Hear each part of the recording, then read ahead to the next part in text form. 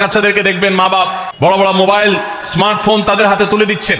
তারা মুখ দিয়ে কোনো কথা বললেই সেটা নেওয়ার জন্য কেনার জন্য বাপ মা অস্থির ব্যাকুল হয়ে যাচ্ছেন। তাদেরকে সংগ্রাম, ত্যাগ, চ্যালেঞ্জ নেওয়া এগুলো তাদেরকে শেখাচ্ছেন না। মনে রাখবেন, ভোগ করতে কোনো যোগ্যতার দরকার হয় না, ত্যাগ করতে যোগ্যতার দরকার হয়। ভোগ করতে সবাই পারে, ত্যাগ করতে সবাই পারে না। এই জন্য সন্তানকে ভোগ নয় ত্যাগ শেখাতে হবে। আল্লাহ আমাদেরকে তৌফিক দান করুন। আপনার বাচ্চা যদি রোজা রাখা শিখে, শখ করে রোজা রাখে, তাকে বাধা দিবেন না, তাকে রোজা রাখতে দিবেন। কারণ সে রোজা রাখার মধ্য দিয়ে গরিব অভাবী মানুষের কষ্ট অনুভব করবে, ফিল করবে।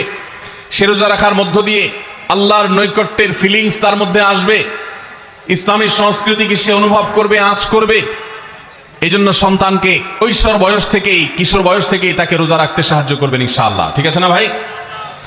বাচ্চাদের প্রথম হয়তো রোজা অর্ধেক রাখবে, দুপুরে ভেঙে ফেলবে, এরপর না হয় বিকাল পর্যন্ত রাখবে, এরপর না হয় সন্ধ্যা পর্যন্ত রাখবে, কিন্তু অভ্যাস তাকে গড়ে তুলতে হবে।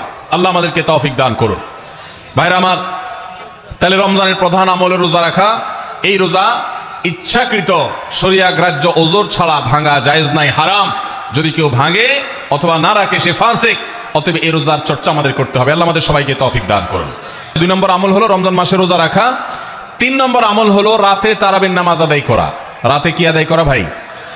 তারাবির নামাজ আদায় করা কি ফরজ না নফল? ফরজ না সুন্নত? সুন্নত, সুন্নতে মুআক্কাদা।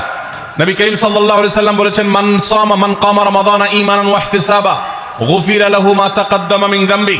যে ব্যক্তি রমজান মাসে রাতে দাঁড়িয়ে তারাবির নামাজ পড়বে, তার পূর্বের সমস্ত গুনাহ খাতা মাফ করে দেওয়া হবে। এই জন্য তারাবির নামাজ পড়বো তো ইনশাআল্লাহ। তারাবির নামাজ 4G গতিতে হবে না 5G গতিতে? কি বলেন? 4G না 5G? ভাইরা আমার, সবকিছুতে গতি ভালো না, সবকিছুতে গতি ভালো না।